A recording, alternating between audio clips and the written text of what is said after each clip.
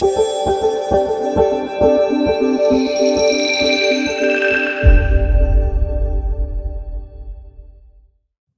morning.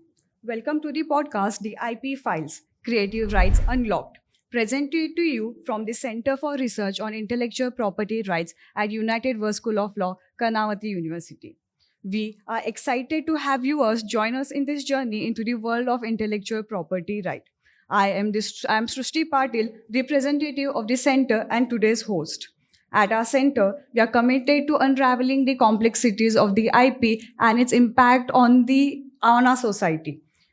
As technology continues to advance at a rapid pace, protecting IP has become more crucial than ever. Our mission is to bridge the gaps in IP legislation and foster a deeper understanding of its social, ethical, legal, and economic dimensions. This has led to the birth of this podcast series. The purpose of this podcast is to provide a platform for the experts to do discussions on the changing landscape of IP and its challenges and significance in the commercial and technological world. Today, we are dwelling into the realm of geographical indications, a unique type of intellectual property that produces products linked to a specific geographic region. Ms. Hetvi Trivedi is joining us as we explore the challenges and opportunities surrounding GIs and how they can empower communities and preserve cultural heritage. Ms. Hetvi Trivedi Vyas is a research assistant at GUS GNLU Center for Excellence in IPR, Gujarat National Law University, India.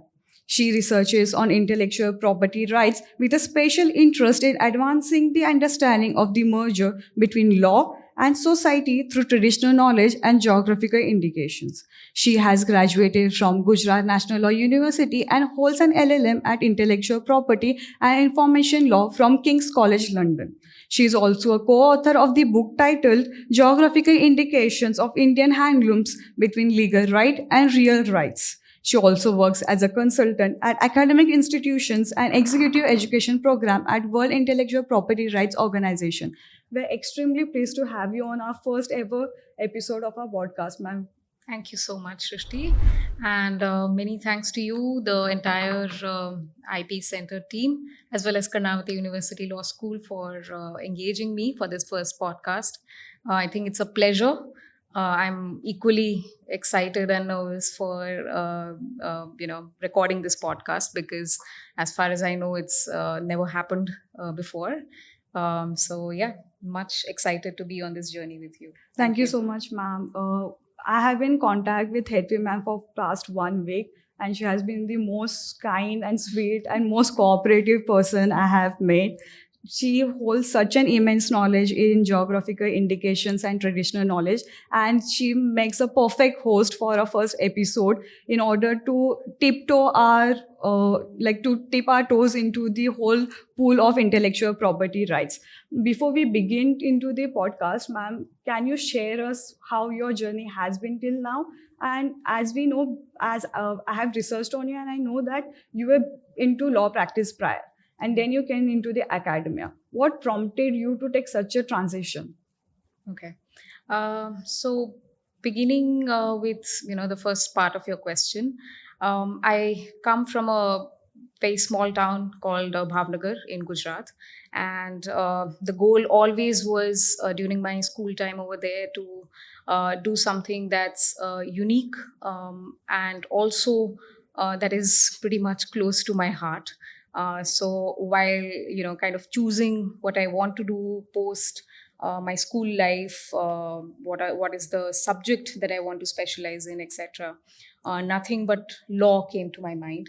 If not law, it could have been maybe literature, but law was definitely my first option. Um, and with that, kind of, I was. I would say lucky to have my parents' support. I was extremely lucky to join Gujarat National Law University as the first batch which had come through CLAT. So yeah, that was when I enrolled with GNLU, and after around finishing the first 3 years, I was in a way quite, I would say, confused as to what subject would be the best for me. But through internships and through, I think, um, even practicing research articles, not just reading them, but also writing them for our classes, of course, I at that point got introduced to intellectual property rights. Unfortunately, of course, we read intellectual property rights in depth only in the fourth year, towards the end of our academic journey. So that was, I feel, a slightly unfortunate point. But thankfully, through internships and, as I said, reading as well as writing a little bit, I understood that intellectual property rights was the way to go. And my heart, in a way, has always been much into understanding arts and culture as well. So when you look at intellectual property rights, of course, it provides like a very good bridge between law, arts, culture, inventions, innovations, and so on and so forth. So for me, this was, as I said, not just something that came to me professionally, but also spoke to my heart a lot. And for me as a person, I think that matters a lot, to pursue something that speaks to my heart, and to keep doing that, and keep moving on in terms of that. Um, Coming to your second part, I think my journey from practice to academia also was pretty much this connection that I have with the subject, and it's speaking to my heart a lot. So I have been a Bharatnatyam dancer for most years of my school life. So that connection also built a lot of association for me with understanding arts and culture quite a lot. When I was choosing my topic for dissertation in my LLM days, so of course, LLM is just for about 10 to 11 months. And in that, you have to go through the academic rigor of understanding the subjects that you have chosen, the classes, and within all of that, of course, you have to also choose your dissertation topic and speak with your guide and understand the entire topic and the formation of it, etc. So I, at that point, had chosen to understand whether, you know, choreographic rights have any kind of implication on the classical dance systems in India. And which itself, I think, brought me really close to understanding intellectual property rights from the arts and culture aspects of it. And fortunately, my guide, Dr. Tanya Applin, uh, she was quite amazed with this choice of topic, and so was I in many ways. And that the research that we undertook, it showed me intellectual property rights in a different light altogether. So anyway, cut to my completion, the LLM completion, and I coming back to India, because my goal has always been to return to India and to serve the Indian society as much as I can. So this is when the I would say it was quite automatic for me to get into the practice zone, because it felt exciting at that point, very exciting, in fact. But of course, I mean, through my internships as well, I was aware of the fact that I'm not really um, cut for the practice aspects of law. Um, I would be more comfortable in providing education, in interacting with people in that sense that uh, we can give them or impart them certain knowledge, not just say be surrounded by the corporates of or the corporate giants, or the best of the clients or lawyers and etc. So that, to be very honest, wasn't my cup of tea. And I always wanted to maybe deal more with the society in a different sense, to create awareness, to impart education. And also, of course, that does not mean that we stop being students at any point in time in life, or that we stop learning.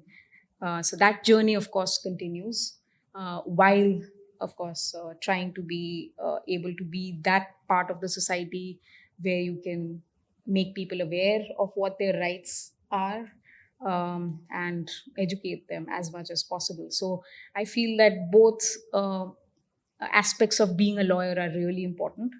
One, of course, is to get justice, but before getting justice for people, it is also very important to make them aware that what kind of justice can they have, what are the rights that they have under any particular law. So for me, it was that second aspect that really spoke to my heart, I would say, and matters to me even now. So, which is why this continued journey in education. Yeah. Yeah. That's such a nice, because it goes with your nature that you're more like a social person rather than taking. You want to give, you want to impart the knowledge Right. to that. Ma'am, you mentioned that one of your in LLM you had worked on the choreographic rights and their intersection with a Bharatnatyam dance form. Does that also is that the reason why you're also interested in traditional knowledge as such? And does our Bharatnatyam dance form comes under this concept of traditional knowledge, and is it protected by choreographic rights? Okay, so very interesting question, in fact. So yeah, I mean, pretty much, I think my journey with understanding intellectual property rights and the intersection of traditional knowledge, I think started with my LLM days. At that point, maybe I did not understand it so much or so much in depth as well. And however, of course, I am really fortunate that I could have parts of my research which had a lot to do with traditional knowledge. So I think that journey really kept on growing and growing and moving forward. Yeah, I mean, that association, I think, developed during the LLM days itself, and continues to develop. And yes, coming to Bharatnatyam and the art form itself. Now, of course, I was just, I think, talking to some of the students here, and we were talking about the fact that the basic most principle in intellectual property rights is the fact of public domain, something being in public domain. So, an art like Bharatnatyam, of course, is in public domain since so many years now. So, yes, it does definitely fall within the traditional knowledge, broader aspects of it. And to be very precise, it falls within traditional cultural expressions. Okay. And it forms, of course, a part of our cultural heritage. Um, Unfortunately, there haven't been any such steps, so to say, to preserve or protect these forms of arts legally. But of course, I feel that they are being preserved, they are being sustained because, of course, they are being passed on from one generation to the other. So these are some forms of arts that are still with us, very well protected, preserved, and sustained as well by the communities that practice them. Of course, we have several other forms of arts that may have become extinct as we talk today, or they may be on the verge of extinction. So for them, maybe we need to devise certain more strategies for their preservation and sustenance, if not their practice. Because I can definitely say that not everything, not every kind of art or not every kind of product. When we'll talk about GIs, I would like to pinpoint this, that not every product has the same kind of journey, so to say. So not every art form would have the same kind of journey. Some would meet their extinction, but it's necessary to preserve them in terms of as a bigger part of our cultural heritage. So say, for example, we have the traditional knowledge digital platform. So that enlists all of these practices under Ayurveda or Unani, etc. So we can have something, some similar platform for even artistic forms, which can at least help us contain this cultural heritage that we have, because of course it's wide and diverse in India. So some such platform would help us quite a lot. And I think the government is taking many steps right now to even digitalize these sort of art forms. But of course, let's see what happens in the future. And I definitely feel that traditional knowledge can be, in a way, used and mechanized in a way to be able to, protect, preserve, and sustain these art forms. Yeah, yeah. Also, ma'am, like you just said, like we'll be dwelling into more into geographic indications among so many intellectual property rights, and so much confident that since you have done so many internships and you have also in law practice, why geographical indications? Like there were other forms of IPs also. Is it because of your cultural ties, what you feel towards our cultures? Is that what made you want to go to traditional knowledge and geographical indications? Yes, a major part of it, yes. So all my internships, which I think made me associate with intellectual property rights, they introduced me to the practice of trademarks, patents, and copyright. As I said again, it's an unfortunate part of our system that we get to learn more about intellectual property rights by from our teachers only towards the end of the 5 years of our academic journey. So that's an unfortunate bit of it. But again, over there as well, if you see, then our concentration is more towards the more popular forms of intellectual property rights, which are again intellectual patents, trademarks, copyrights, designs, and it stops there, so to say. Of course, we learn about GIs, we learn about designs as well, say even semiconductor layouts, etc. But I feel that the kind of concentration that we could have or we could develop in our classes on these different IPRs as well is still lacking a little.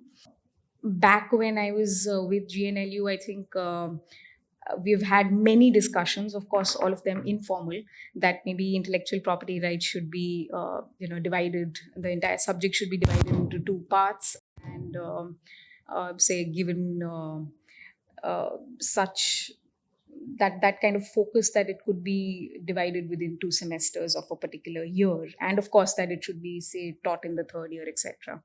So, coming back to your question, GIs, yes, of course. I mean, because of my liking for arts and culture, it has always made me think and always has intrigued me as to how intellectual property rights can be used to protect these kinds of, works of the intellect. I think yes, that's the major part which goes into why I had this interest for GIs. And of course, one other aspect was also that I kept feeling when we started, in fact, at GNLU, when we started this research journey on GIs, when I started to, gather literature for just the basic literature review, at that point, we were just, in fact, wanting to say, come up with an article and talk about GIs, etc. At that point itself, I felt that the literature that we have in India on GIs is quite limited, poor, I would say. Right? Even today, if you go to see, you do not have much academic work around GIs. Yes, you can find brilliant articles and chapters that our Indian authors have written, but the amount of literature that is coming out of India, coming out from the other parts of the world, globally, in fact, is, say, much more than what we are producing in India on GIs itself.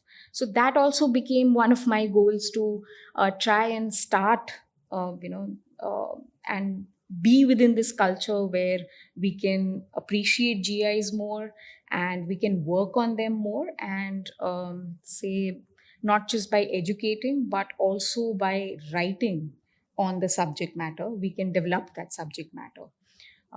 So yeah, these Ma'am, are the points. Yeah. I do agree with you. Like just now, how you mentioned, like in our academic journey, when we are studying law, we are introduced to intellectual property rights quite late. Even in our college, we get introduced to intellectual property rights in our fourth year. Correct. And one of the reasons why a lot of people, as you say, there has been a poor quality of work that has been produced in our country for take in consideration of GI than any other types of IPs.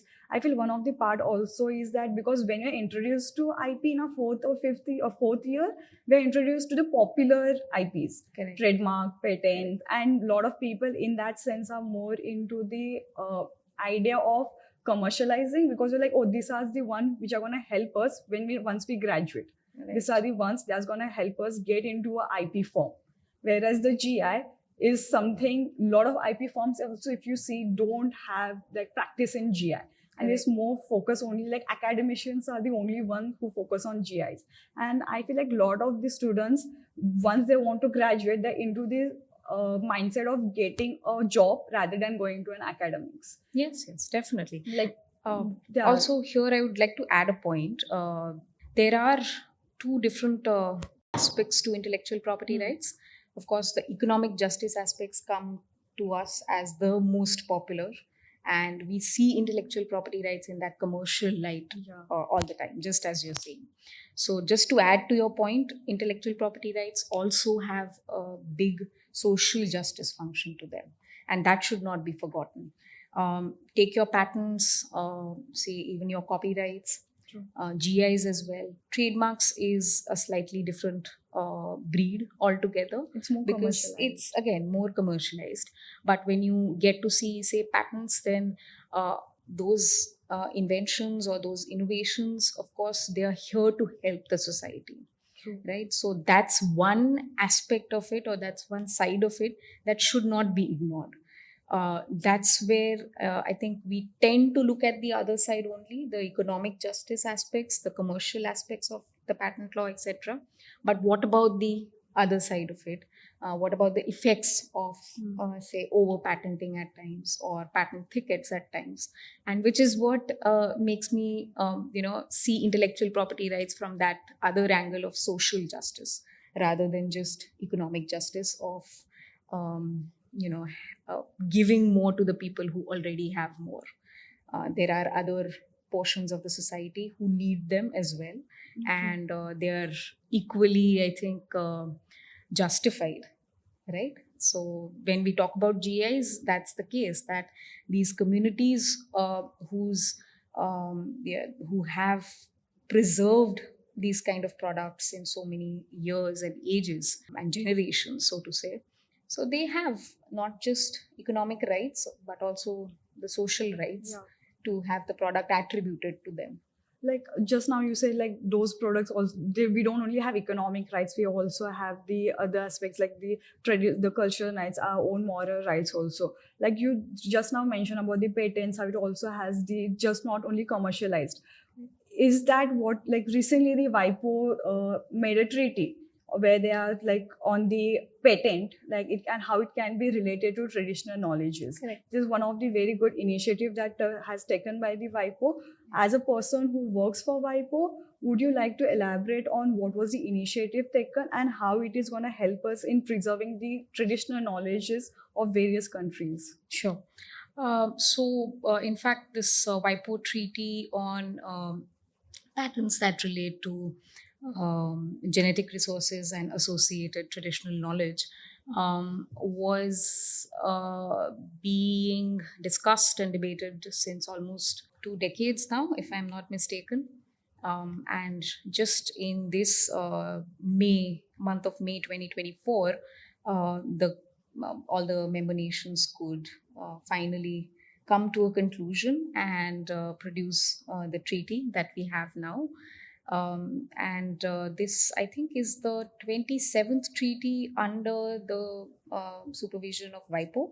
So WIPO is set up for administration of the treaties, as well as also to have certain new treaties in place for, of course, various matters that relate to intellectual property rights. So there, of course, before the birth of WIPO, there were many international instruments that were already governing the various aspects of IPRs. So post the birth of WIPO, of course, all of that got into the administrative structure, so to say, of the organization.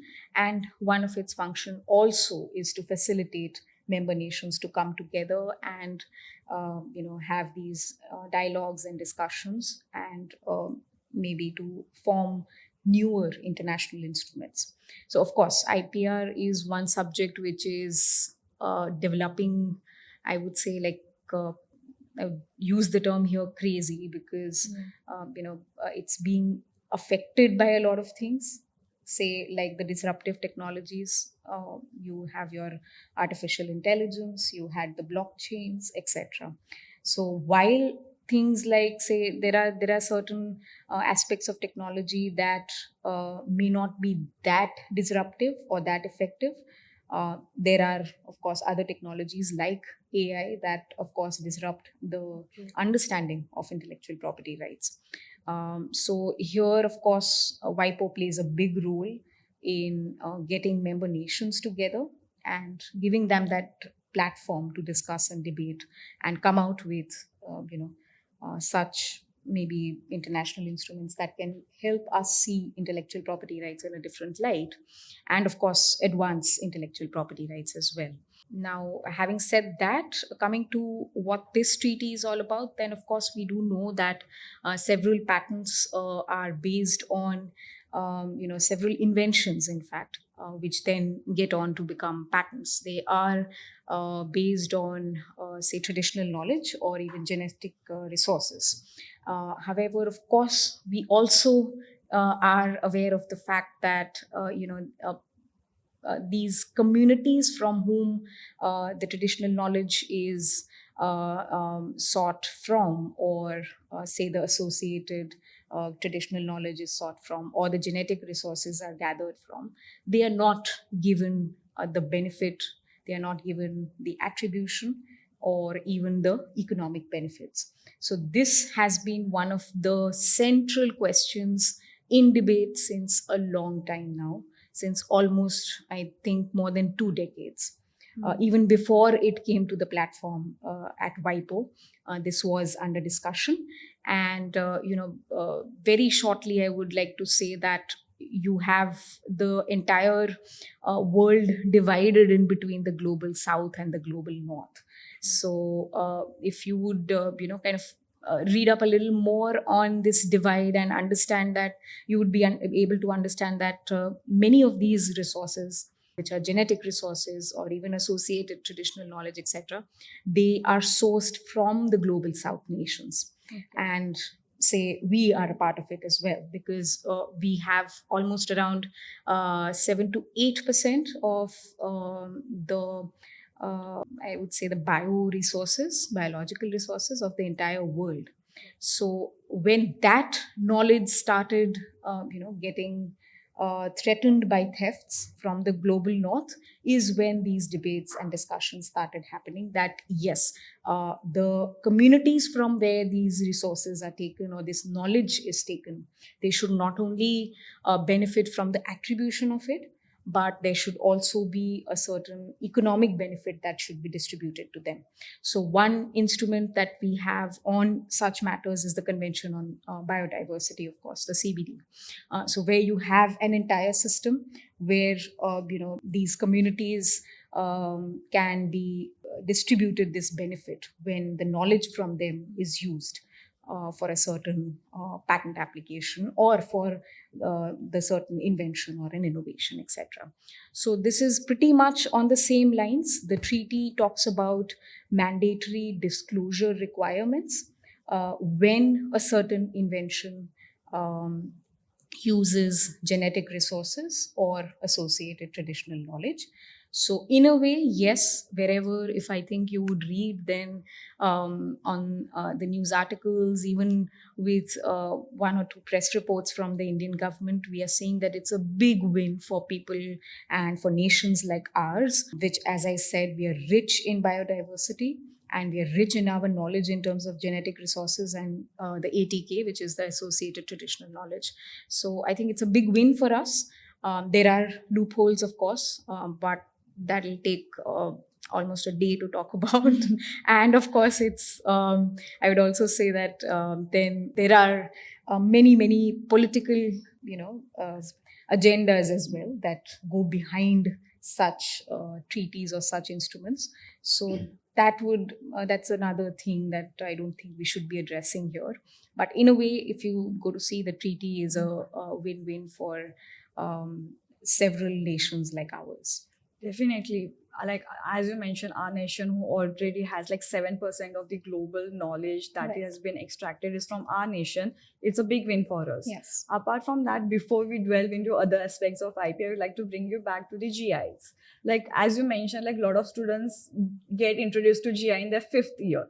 So today's podcast is for us, like who are like interested in intellectual property rights and the members of our center to understand more on GIs. So can you explain us or give us overview of what GIs are and why are they so important for our country? Okay. So, as I said earlier, that what GIs do, or GIs are a carrier of traditional knowledge, so to say, I would say.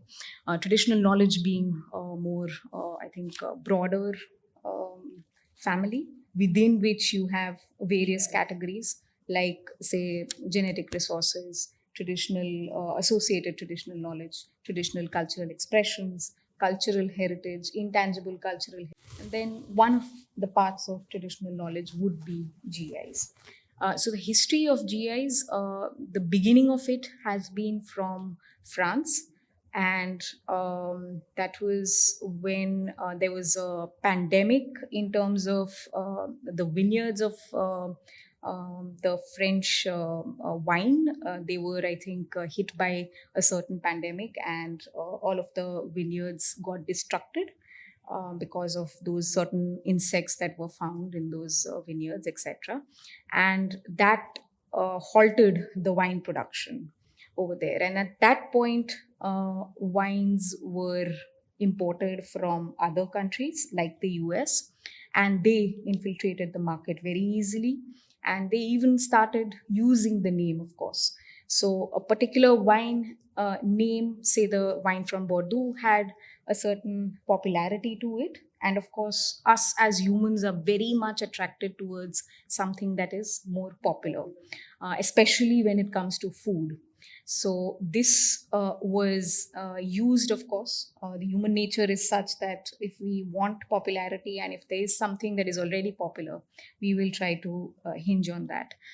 So that happened in France, and all that wine that had infiltrated within the French borders, they took on the name and tried to, ride upon the reputation, so to say, of the wines from the France itself. So that, in a way, was the beginning of the laws on GIs. There were certain laws, of course, in place, but until then, the direction wasn't that clear. And then, of course, France being France, they had more affinity towards their wines and spirits and cheeses. So that's where their law really was concentrated on, to have certain, of course, I mean, there are certain products that originate from a particular geographical place itself. So that kind of the origin itself gives the product quite a few characteristics, sometimes even qualities, and sometimes not qualities or characteristics, but just the reputation of it. So that's the sort of link that the French wanted to protect legally under various names, of course. Even today, if you go to see the French law, then you have a complicated system. Now, coming to India, because I feel that whenever we talk about GIs, it is really important to talk about a little bit about the history from where it began. Now, coming to India, of course, we all know that we have a diverse range of products in terms of our agricultural products, manufactured products, foodstuffs, handicrafts, handlooms, all of it, right? And that too, we are blessed to have this diversity, which is unique. Again, all states have something unique in terms of the food or the clothing, etc. The even sometimes even jewelry aspects come into it, etc. So this was way back, I think, when TRIPS agreement was formed, that GIs really took place on an international platform, global platform, so to say, and it was at that point that it became part of a multilateral agreement. And India being part of it, of course, we had to have provisions on which related to protection of GIs, and we went ahead and formed this different, or the sui generis path that we talk about. We formed a different law on protection of geographical indications. And what, of course, as I said earlier, that there are certain products that either naturally occur from certain places, or sometimes there are even an additional human factors that go into making of that product in that particular region itself. It could be, say, as I said, natural factors, 100% natural factors sometimes, sometimes a mix of natural and human factors that go into the product being made in that particular place itself. Now, place would mean that you either sometimes have a little, the smallest of places, like a locality where the product is being made, a region, or even an entire territory. So this, this association itself with the place brings the product sometimes its qualities or characteristics which are very exclusive to the product, right? For example, the Darjeeling tea. Now, Darjeeling tea, of course, has a very unique flavor, which gives its unique characteristics and which has increased its popularity around the world. Now, yes, of course, the argument is that tea could be made anywhere, where there are similar such weather conditions, say for example, or it could be grown synthetically as well in a lab or something like that. But this association of that product with that place itself is what GIs is trying to protect. And not just this association, but also the fact that people should be able to consume products that have those qualities, characteristics, or even the reputation that associates it with a certain place. And of course, when we talk about a product, a place, etc., the third unmissable point is that you always have people around, right? So those products cannot be produced without people there. So what GIs is doing is that by giving a certain certification to the product, that yes, this product comes from this place and has such and such characteristics or such and such qualities, and is being prepared by these producers or this community here. GIs is giving this kind of a certification to this association that the product has with a place and its people. So in a way, if you go to see, the GI does not, again, it does not protect the product itself. As I said, most of these products, if you get into the history of them, they have a history of, say, more than 100 years at times, right? Even more. So of course, all of them are in the public domain. So other producers or other interested people are allowed to enter the system and even get inspired at times from that product and develop their own products. The fact is that GI is a certification that protects that name itself. Okay. Right? So Darjeeling tea, if I'm growing it synthetically, yes, no one is going to stop me from doing that. Even if I'm growing it not synthetically, maybe out of the lab somewhere in the mountains, etc., I just cannot use the name Darjeeling tea to sell that in the market, because it's really important that what goes into the market as a product um, is genuine and authentic, and it is of course in the best interests of a consumer as well, so as to not deceive the consumer as to where that product really originates from. So what I cannot use, or what GI bars me from doing, is from using that particular name itself, which is Darjeeling tea in this case. Of course I can prepare, or I can grow tea anywhere else as well. I just can't call it Darjeeling tea. I even can't call it a tea which tastes like Darjeeling or similar to Darjeeling, etc., because all of that may give this illusion to the consumer that this is in fact Darjeeling tea. So yes, GIs takes, I think consumers also are a big part of the GI system. Will also, as you mentioned, like it protects the GIs are protecting the certain products that's originating from a certain geographical region. Now, is that the reason most of you see GIs? They always have the name of those regions mentioned. So to authenticate these are originating from a particular region. Also, you mentioned about how within GI there's like different sectors of it.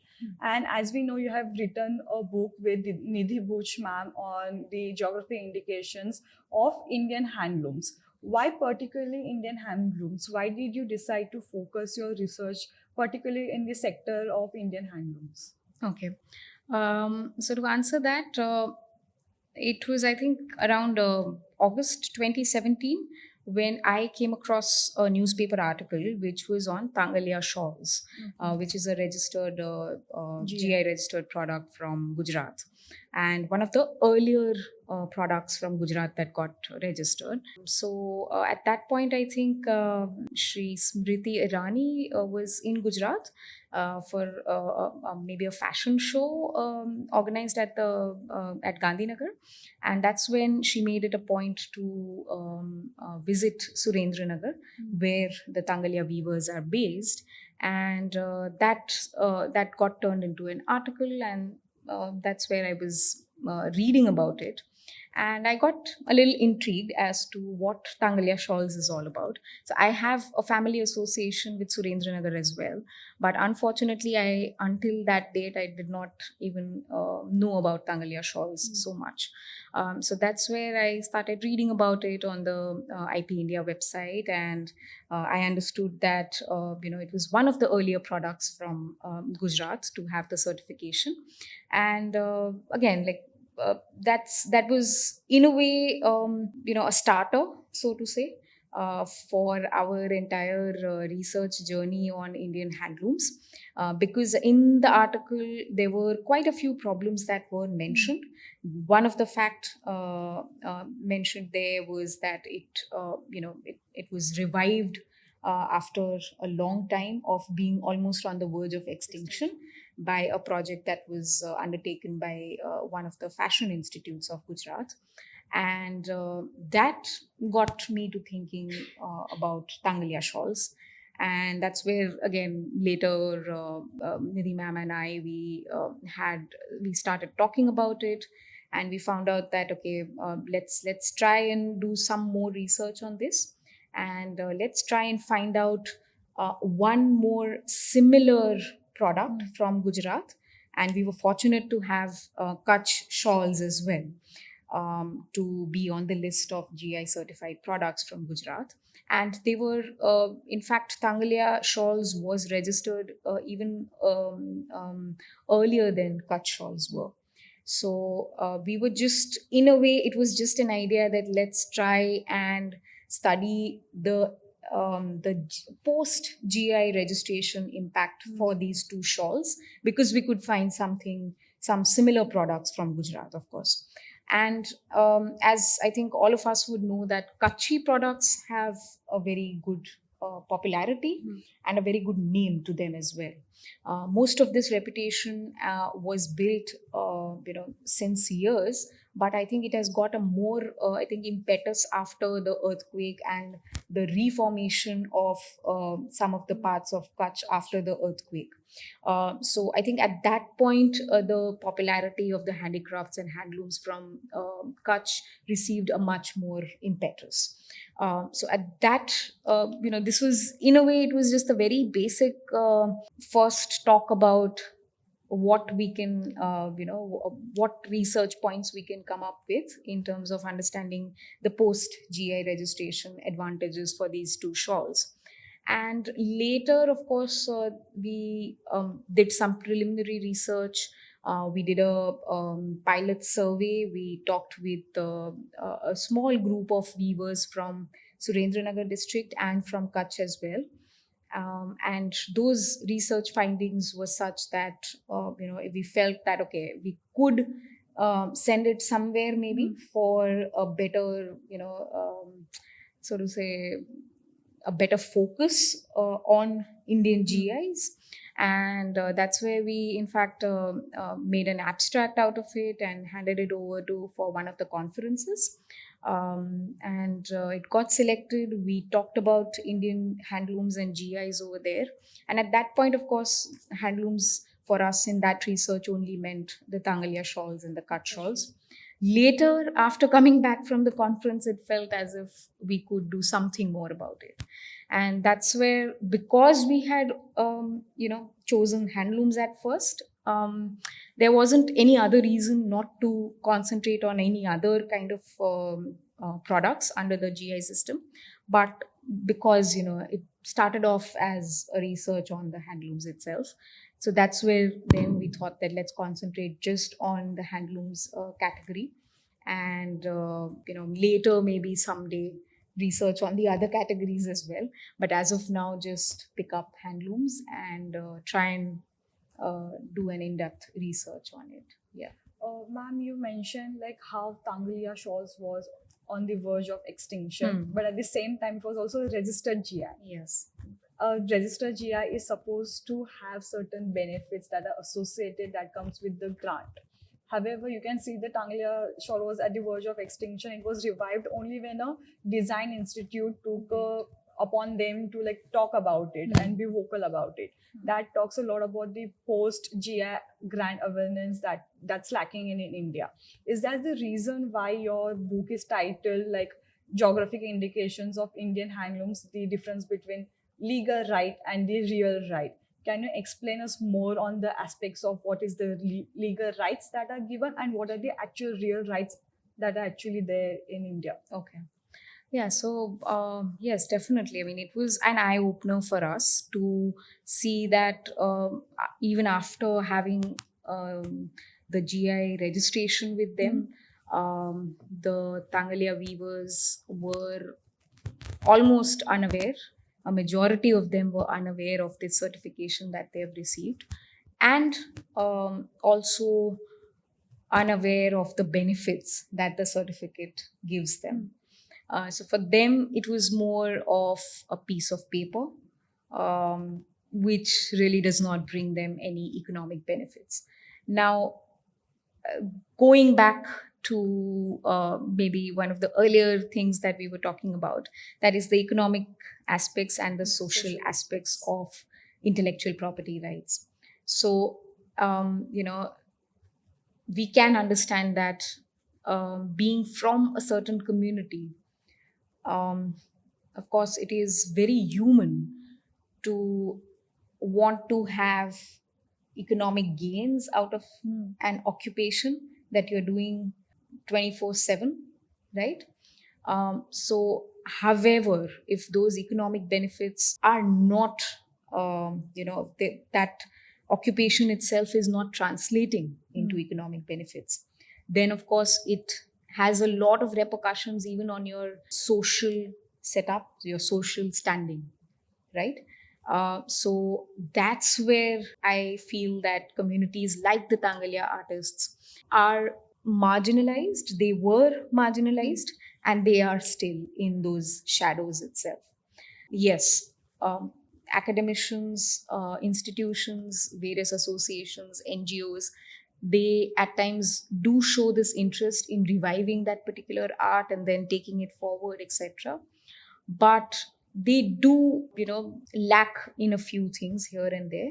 One of which is to impart the proper education of what a GI certification can bring to these communities, right? So if I wouldn't know what a college education is going to bring to me, I won't, have the heart to step into it, right? It comes very, I would say, for say privileged people like us, it comes as an automatic decision to move from schooling to college. But for several other communities, say for example, such weavers or artists, etc., this such kind of a transition at times does not happen automatically. They have to be shown the benefits of something, right? It could be as basic as insurance, as basic as having a digital or a smartphone with them, or say having banking services, etc. If you read one of the very unique censuses that India has, which is the handloom census, and the handicraft census as well, you will find that basic of these facilities like banking and insurance penetration is just about 28%, or even I think less than that, among the more than 40 lakh weavers or artisans that India has. So that is a very minimal number among which these facilities have penetrated, and that too in this time, this date and age, right? So for them, where such facilities are still lacking, will they see a point ever in their product having a GI certification? So they have to be handheld and they have to be shown those benefits. And most importantly, for these communities, it is the economic benefits that have to be very clearly shown to them, so that this product that they are occupied with in preparing, they continue to do that, and they also inspire their upcoming generations to be involved in producing those products. Otherwise, of course, the GI certification, as I said, just remains on paper. So from our research, of course, basically what we understood was that there's negligible awareness in terms of the GI certification process. There's negligible awareness even in terms of the application that was made. So when you do not have these communities as a part of the application process itself, there could be certain errors within the application that could go unnoticed, and that could even get through the stage of GI registration, in fact. Right. One of the things, for example, is in choosing of the name, as you were saying earlier. So we all do know that the commonmost way to spell Kutch is Kutch. And if you go to see all the other applications, GI applications from the Kutch region, they have this spelling. Okay. However, for Kutch shawls, the spelling is Kachchh, which is not even heard of, right? That spelling of Kutch is not even heard of. So if you had some certain such, interested stakeholders be there or involved in the process of application, a lot could have been different, or just this entire name could have been different. Now today what can happen is that somebody else can also have Kutch shawls in the name of Kutch Kutch shawls. Yeah. And you won't be able to do something because your spelling itself there is limiting Wrong. you, right? So that's one of the things which I feel is really important in the sense that these communities have to be involved in the entire application process as well, because it is being done on their behalf, and to protect the product name that they have been producing since so many generations. So it's, in that sense, it's really important to have them involved. And that what will also happen additionally in with their involvement is that they will automatically start having that awareness of what GI certification is all about, what benefits it could bring them, what kind of rights they would have if they have the GI certification. Coming to the rights, of course, there are two different parts of the GI legal system in India.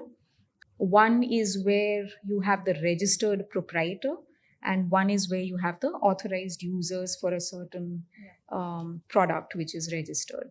So, why have we gone into making these two different parts within the GI legal system?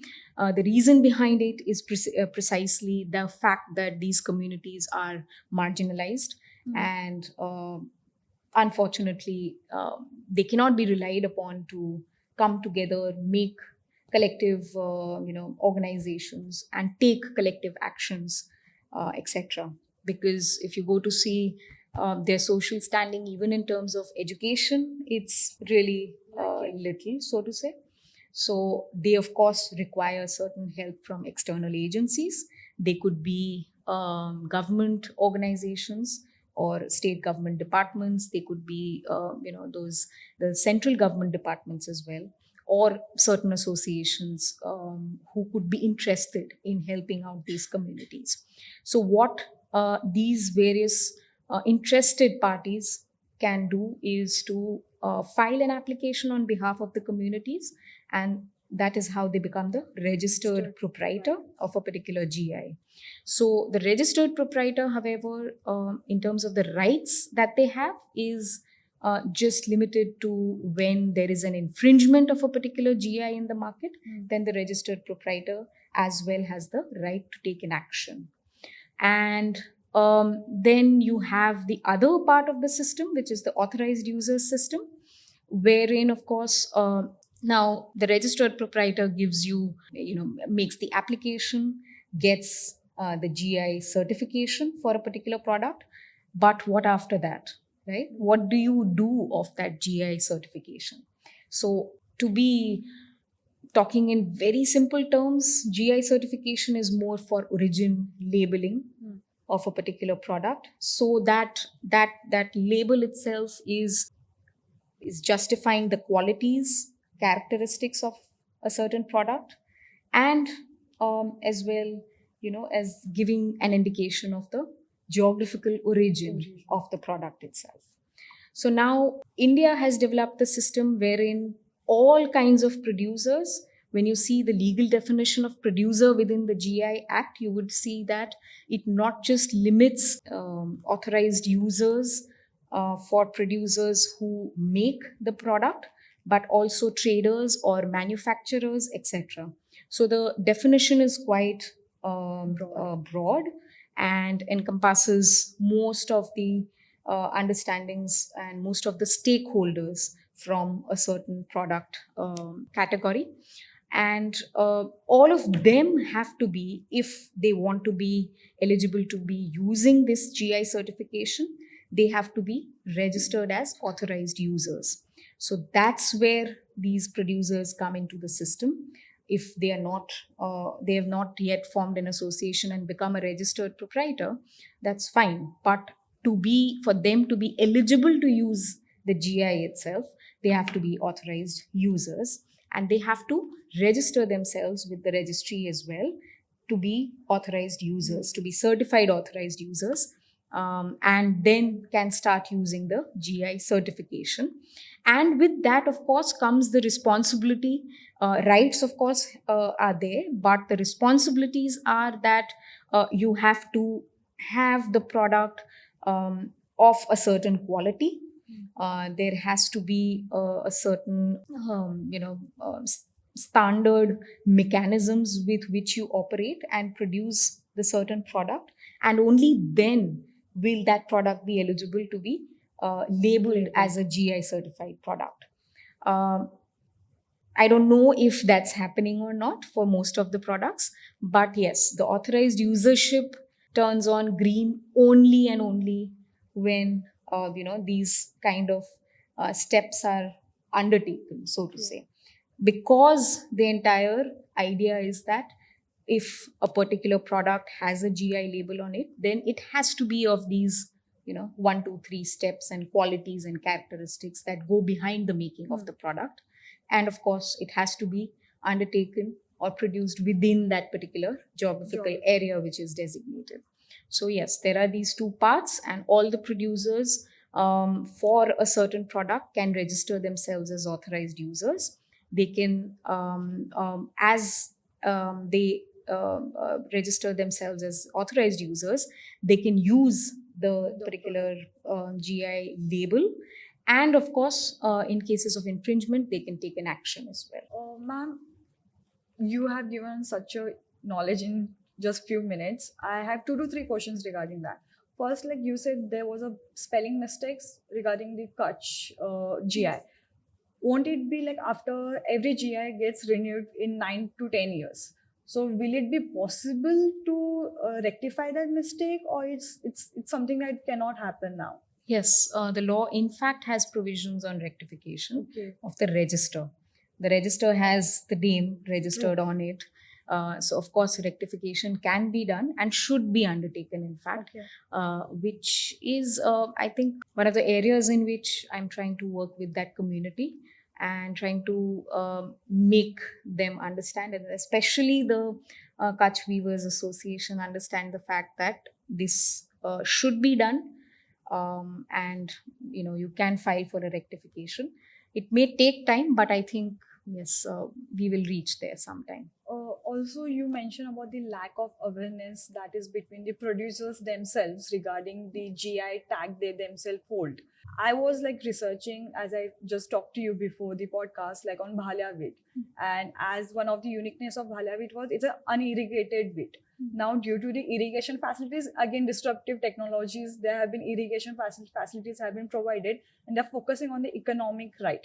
Now, the producers themselves think if I'm able to produce more of it rather than the uniqueness, like concentrating on the uniqueness of the product, they're going to get more economic benefit. Rather than focusing that if they're going to preserve the uniqueness, they're going to get more economic benefits rather than just producing in bulk. Now, this I'm aware in agriculture, we have agriculture extension services that bridge this gap between the knowledge between the producers and the consumers, involving scientists in between. Do Indian handlooms also have certain kind of extension services, or like what kind of awareness programs that the government is initiating in order to make the producers more aware?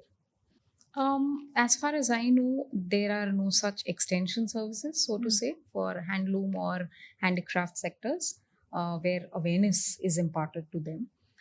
Yes, you have these broad examples where sometimes, say, people like you and I, organizations or such schools, when we visit these communities, we definitely try and Right, impart this kind of awareness.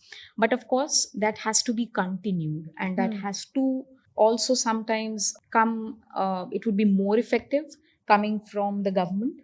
But I do not think as of now there is any such mechanism in India. Yes, the GI registry does try to have certain such workshops when it comes to consultations during the GI application phase. So that has happened. For example, I think Feni, the cashew Feni, when it was getting registered, that is one of the big examples where state level consultations happened, and several state level workshops were also done. And so is the case, I think, with Pochampalli Ikat as well, where during the application stage, a lot of awareness was also raised as to the GI application, certification, post registration benefits, etc. But again, as I said, these are there are multiple examples, but they're not a very concerted effort, and not something that is happening at a regular, I would say regular pace at as it should be. So yeah, I mean, such individual efforts sometimes they do not really sum up to really bring out the benefits of GI registration for these communities, and which is why yes, impetus should be there from the state government Certain, I think, departments are relating to arts and culture as well within the state governments. There are departments or such offices that work on tourism. So even tourism, ministry could be a big part of this.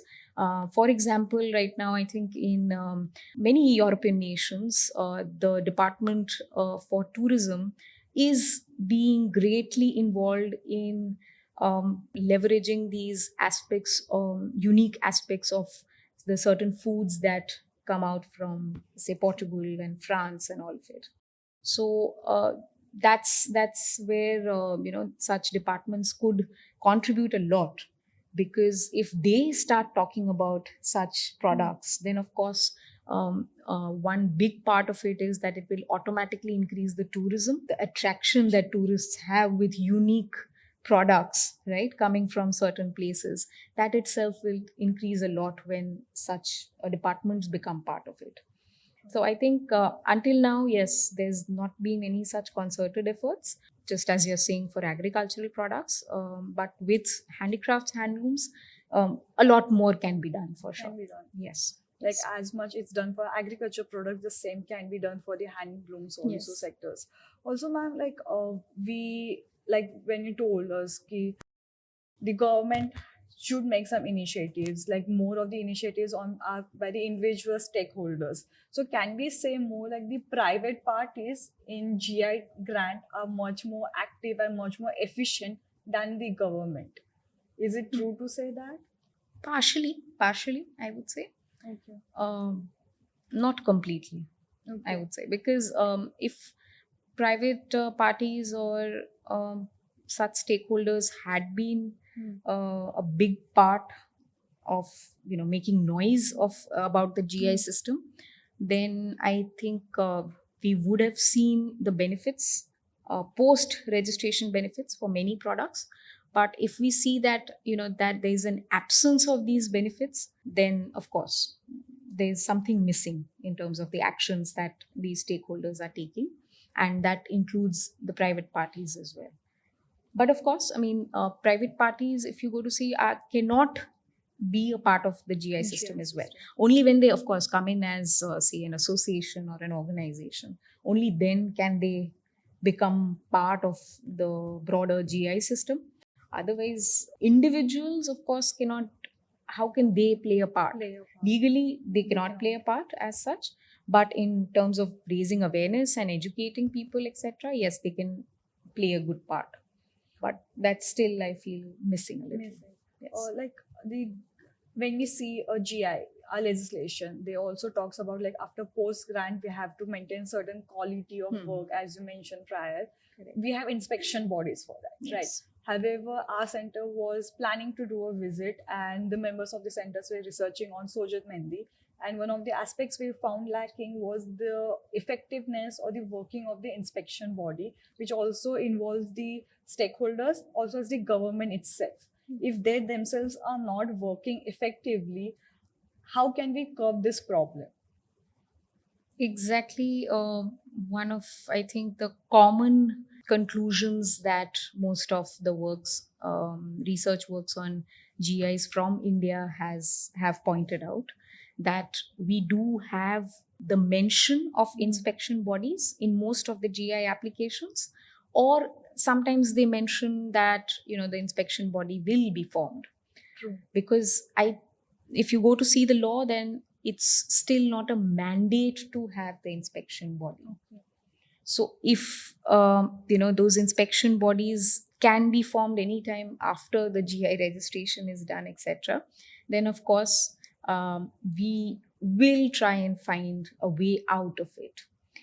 And of course, this is lacking even where inspection bodies are mentioned. The structure of it is mentioned as well. But I am not too sure why the seriousness is not there behind the functioning of the inspection structure itself or the body itself. So the function generally of the body should be that they come out with the quality and standard setting mechanisms for a certain product to be produced, And of course, that should be also an authority which can check for, say, the quality or the standards of any product that is, going to be GI certified. So inspection body, of course, is made for each product differently. And as I said, the functioning or the main functioning of it is to have this check on the quality of the products, of all number of products that get out into the market. But of course, that's not happening. So far as I know, there have been, some research projects around handicrafts, handlooms, even agricultural products that have studied in depth the inspection bodies for those particular products, but none of them have written that they are functioning, and even if, say, they are functioning partially, that they're doing it properly, so to say. But that's also a case with several such GI systems. For example, this is a weakness with the GI system in Thailand, in Vietnam as well. So here itself, we can say that it wouldn't be proper to just, to call it a weakness just of the Indian system. It's seen even outside, wherever sui generis GI law structures are made. So yes, this is a weak point of GI systems.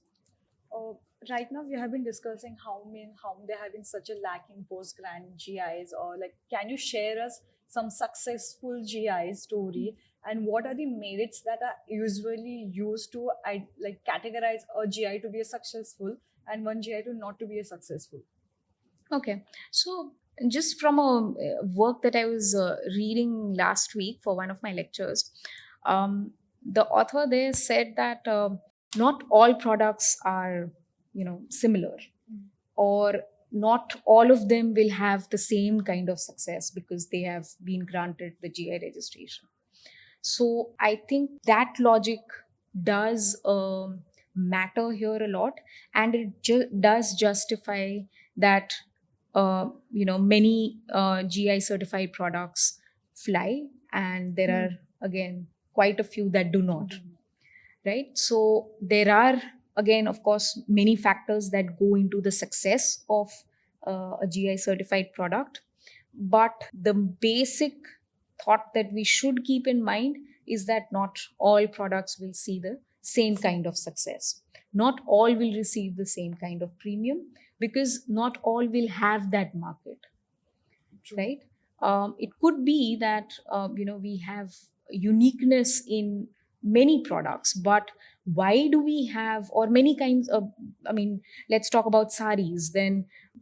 All of the different saris that we have registered under the GI system in India, all of them are unique, right? In terms of how they are made, where they are made, what are the stories that are depicted through the particular sari that is woven, what is the historical background of it, what is the historical value of it as well, etc.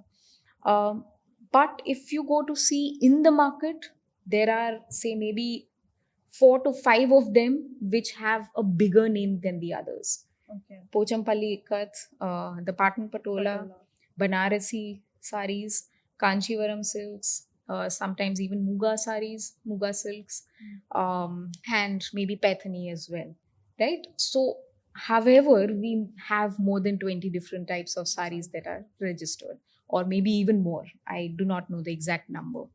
So that's the entire logic that we should keep in mind, that yes, not all GI registered products will have the same kind of successful trajectory. Some may fail. But that said, what is lacking and what is really required within the Indian system is that producers take certain collective actions.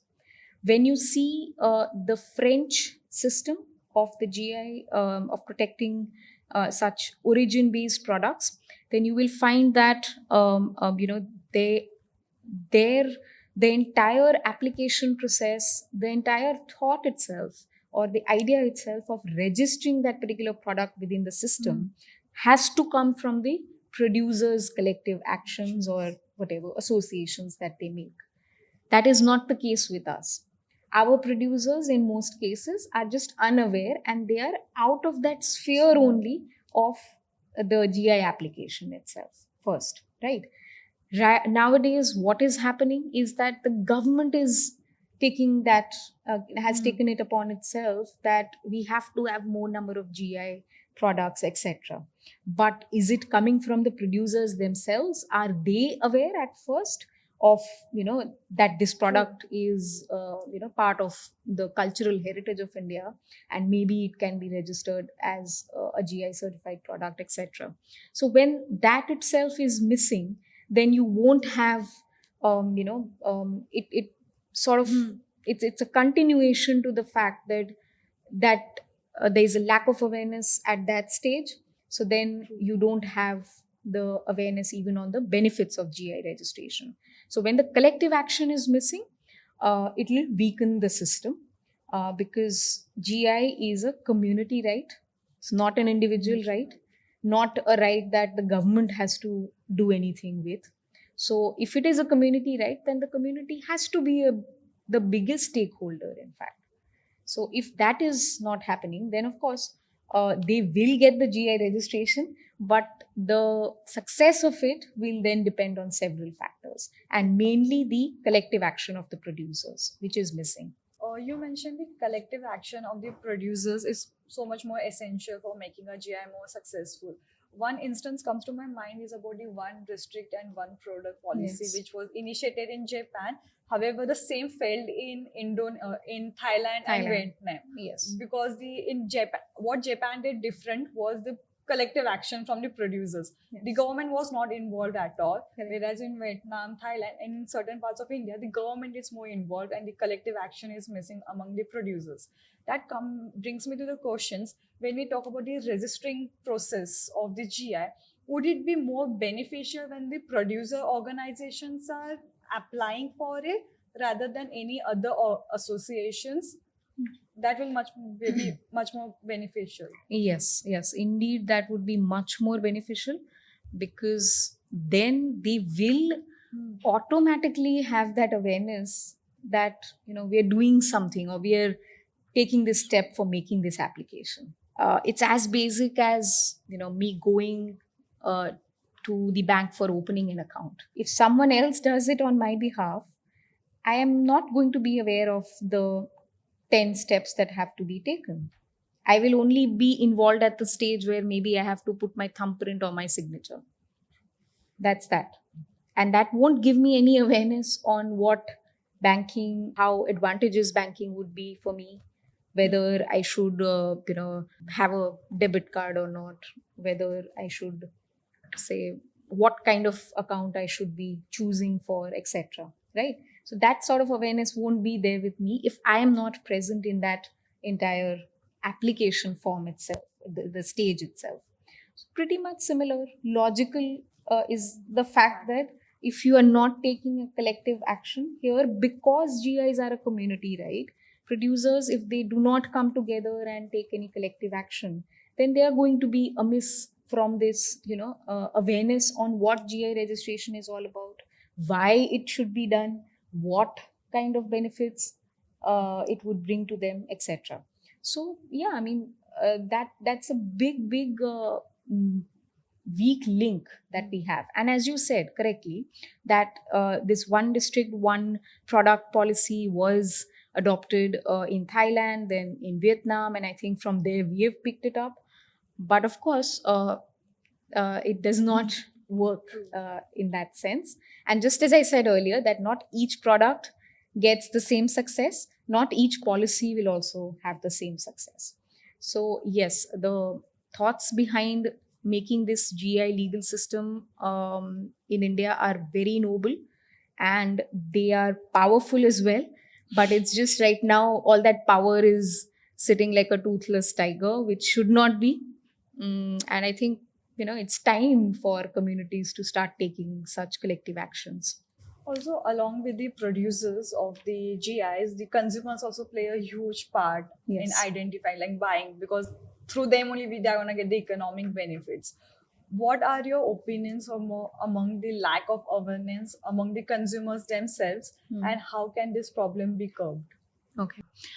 So as I said, consumers also will are a big, I think, a third wheel in the entire GI system, because of course the products, anything genuine or not genuine, they are going to be consumed by consumers after all.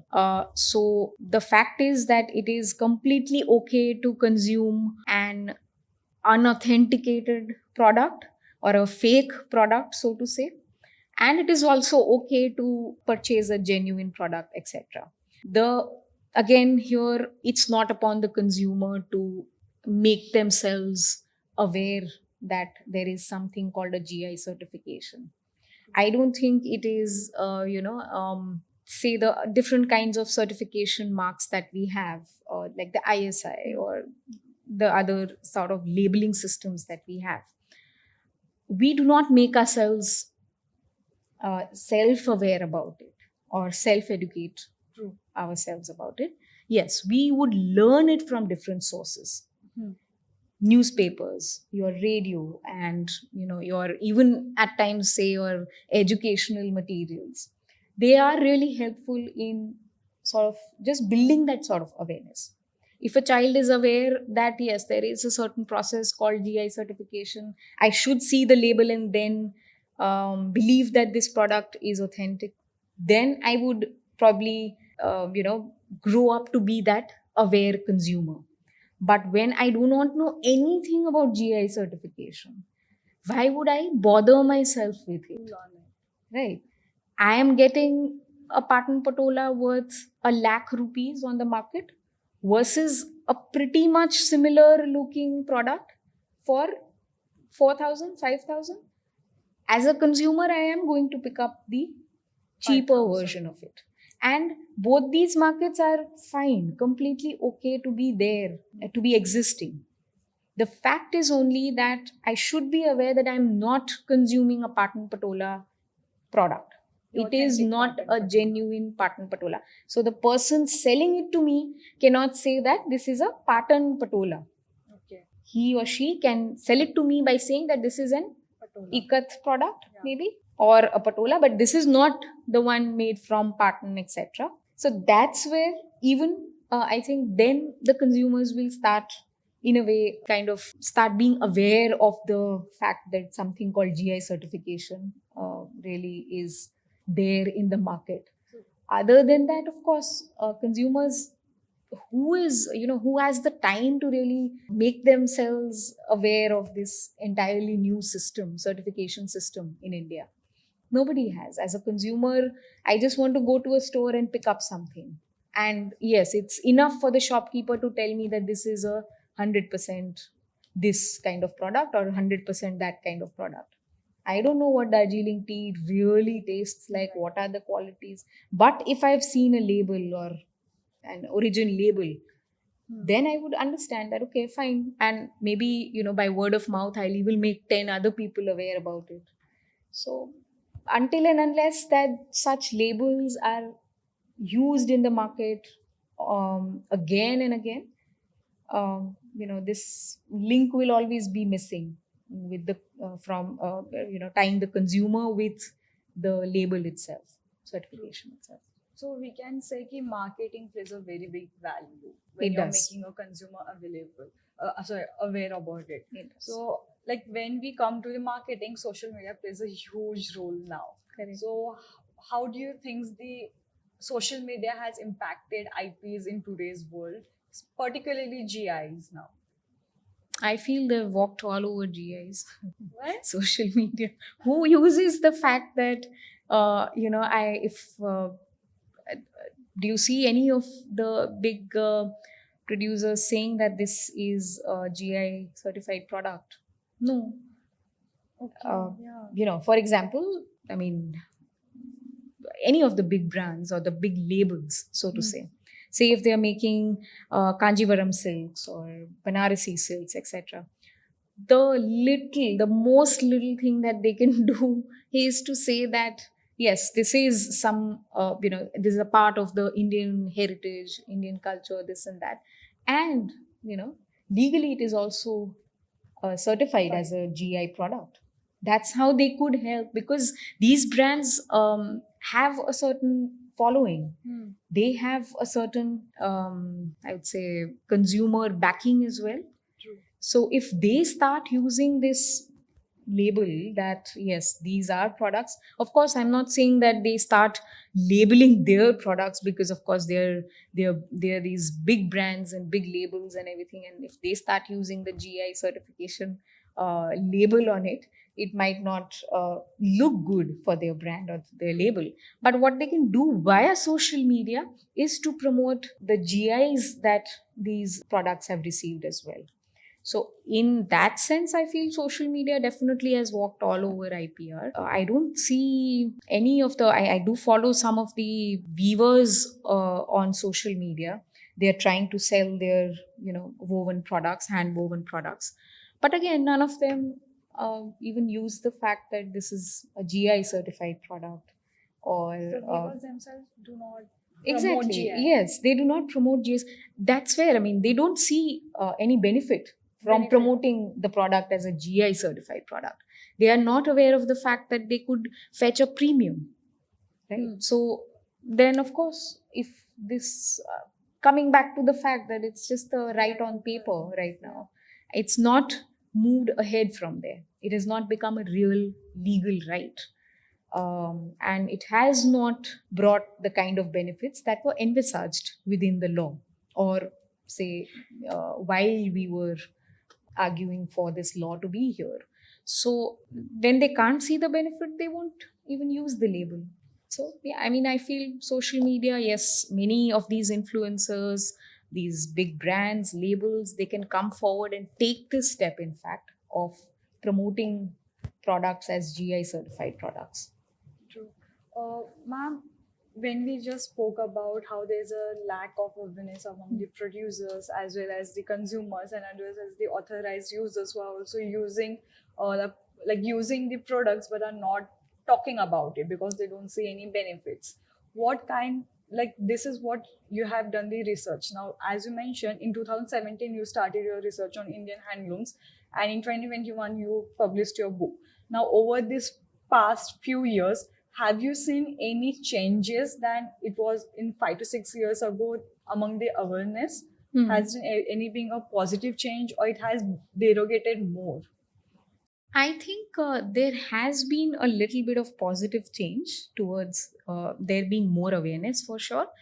Because I feel the younger generations have now started taking over, and they are already maybe in some senses have heard the term GIs, or they've, if they've heard the term, then they've even searched a little bit by themselves on what it means, why their community has received this certification, etc., and probably even to an extent, to a little extent, as to what kind of benefits there can be, especially the premium pricing that they can avail because of the GI certification.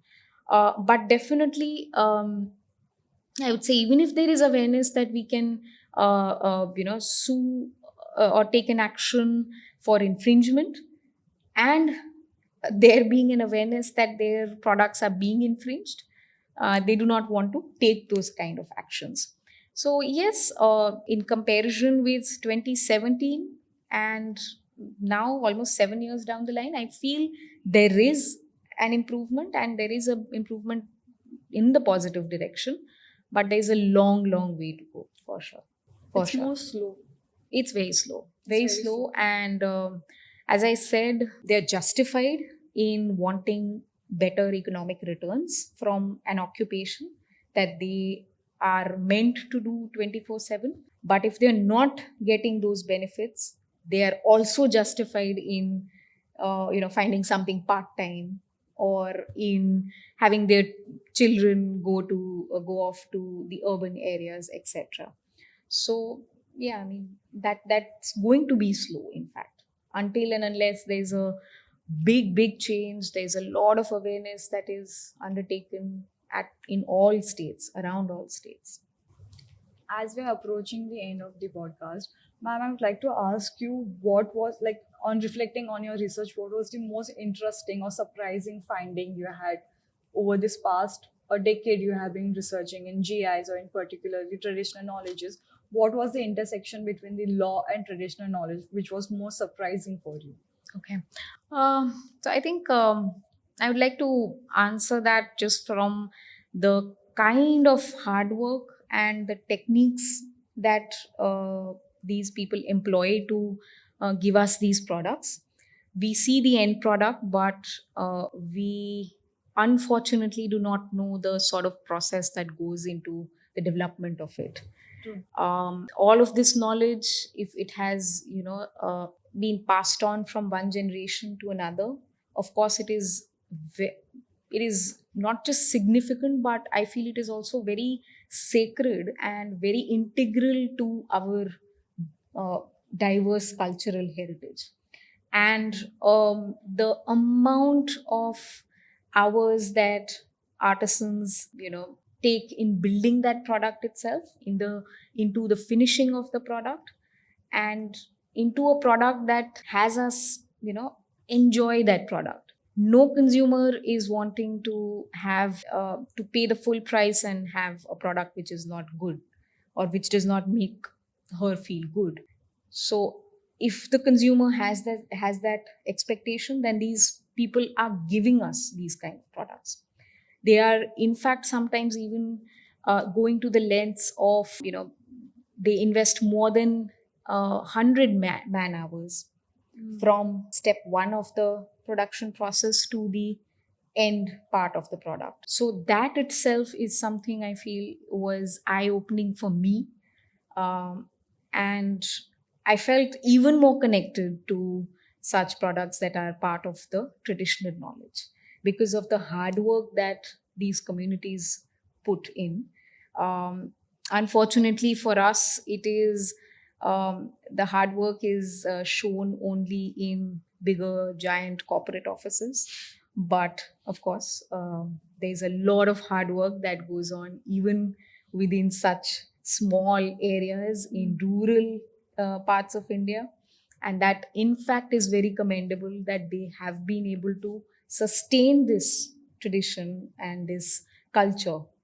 So, without education, sometimes without access to basic facilities. So, for me, those are the factors that are very commendable rather than being able to give us those products in such environments and such shop establishments and all of it.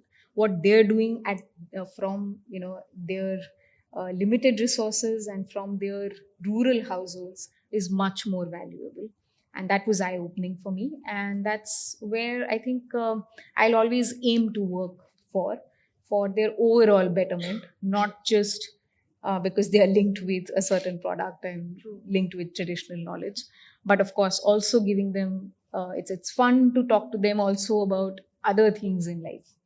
So yeah, that's one of the most exciting aspects. uh, one last question. As most of the uh, students over here, including myself, we are very much interested in research. And you being such a person with such immense knowledge and experience in research, what advice would you give to any person who wants to delve into the academia or research, particular to intellectual property or not? The only advice I would always give is that follow your heart, whether it's into research and academia or into industry. None of it is better than the other. Both, can give you equal kind of success. If you go to see the universities outside of India, unfortunately, we have little or no respect to research and academia in India. And now, fortunately, universities like yours and several other universities in this state, even outside, we are trying to give more or focus more on research and academia. So, which is, of course, translating into more younger people coming into the system. But yes, the end point of it is that listen to your heart and don't be scared of it. Don't be scared of the the slower rewards that this life may grant you. Of course, it'll be very slow and it'll be a tough process to get up there, but you can still be equally important as the corporate or the industry people are. And you can have your word noted at various levels. The only fact is that be passionate about what you're doing, don't lose your heart, and keep on doing, whatever you can. And research and academia, seriously, I feel like right now is the time when younger people should enter this system and try and educate more and more of our fellow Indians as much as possible. And it's as exciting, I think, as industry is. And even here, I think you get to sit in AC air conditioned rooms. You get to talk formally as well, and yet it is something that can keep you grounded to the realities of life and to the realities of India. So I think, yeah, it's exciting. Listen to your heart and don't be scared. Thank you so much, ma'am. It was immense pleasure to have you today on our first ever Thank you. episode of our podcast, and it was such an amazing start because our center has been concentrating on research of GIs, and it's such a good opportunity to actually understand GI in such a depth from you who has such a huge experience in geographical indications and traditional knowledges. I hope all the people who are going to watch this podcast or listen to the podcast and the members of our members of our center are extremely thankful for your presence today. And that's it for today, guys. I hope you guys enjoyed the exploration into the geographical indications, and we'll be dwelling into other fascinating IPs in the coming episodes of the podcast. Until then, stay curious, keep innovating.